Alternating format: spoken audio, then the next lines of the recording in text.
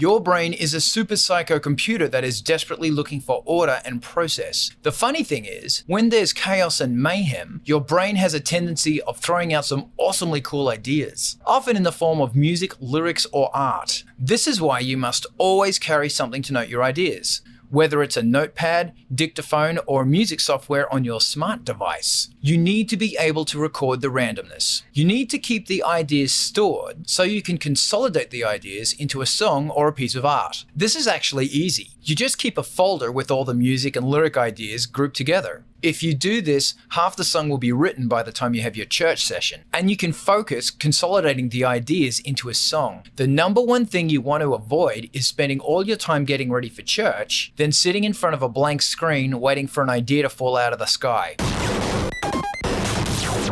Let's talk about getting your mind ready to rock. Another problem a lot of people have is they feel that they've lost their creative spark. Here's some pointers to remind you of the awesome that once flowed through you. Go back to a period of your life where you were in touch with your creative awesomeness. This is the time when creativity burned in you. For many, it was between the ages of 13 and 18. Make a list of the music you listened to. How did you listen to it? MP3 player, crappy CD player, vinyl, tape. Drag out all the music again and dust off your tape deck, as this music will help you remember the flame of awesome that once flowed through you. For me, it was 80s new romantic, early 90s grunge and rave. Start lacing this music into your playlists, as the that takes me back factor will help kickstart the rock. Now think about the books and magazines you used to read. These magazines will help you get back into the zone. Try and get your hands on those magazines again. The content, touch, smell, and memories in these magazines will help open the floodgates to your global rock dominion. When I was at university, the libraries had a massive collection of keyboard synthesizer magazines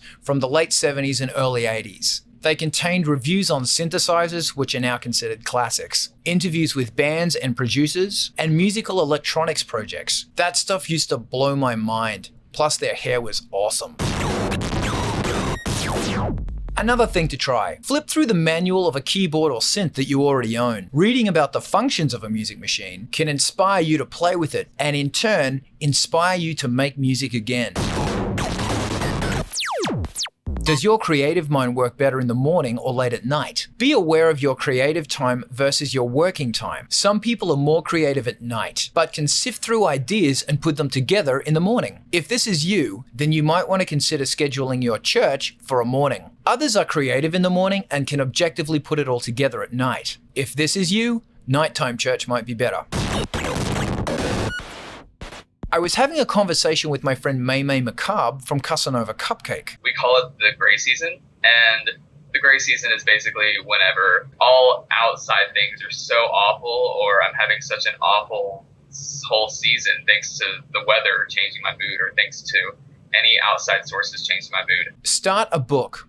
Call it the Grey Book. Make a list of fun and inspiring things that will help you get out of your rut. Example, go on a bus, somewhere random, write lyrics, learn how to use a new instrument, like a plug-in vocoder or a VST modular synth. Grab a mic, find an abandoned car, and sample it with the use of a sledgehammer.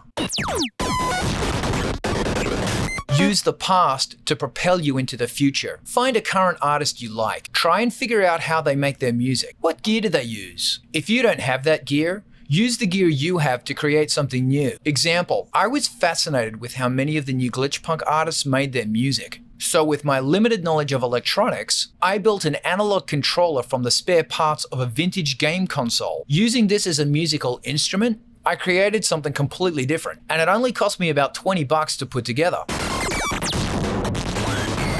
Many musicians fall into the I need more gear trap. My advice? Flip through the manuals of the gear you already own. Use your old gear in a new way. There are probably many functions on your old gear that you never use. Example, I wanted a fat solid Moog filter. So instead of buying a Moog filter, I sampled a typical fat Moog bass, and I used it as the modulator on my Dope-for vocoder. Then I used this to shape 3 fat VCOs. The result sounded rather Moogish. So I took it a step further, And instead of using a Moog bass as the modulator, I used a sample of me bashing a piece of metal.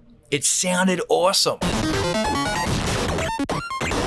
I have found that the more you try something different, the more inspired you get. Maybe that's the problem. You're listening to the same music, you're using the same gear in the same way, with the same mindset. Thus, you are understandably in a rut. The best thing you can do, go and see a band you've never heard of, in a genre you normally don't get into, in a club that you've never been to, in a venue you've never been to. It'll only cost you a couple of bucks and one night of your life. It will definitely spark new ideas and show you new ways to create music. Remember to take a notepad though. Rock. Angels.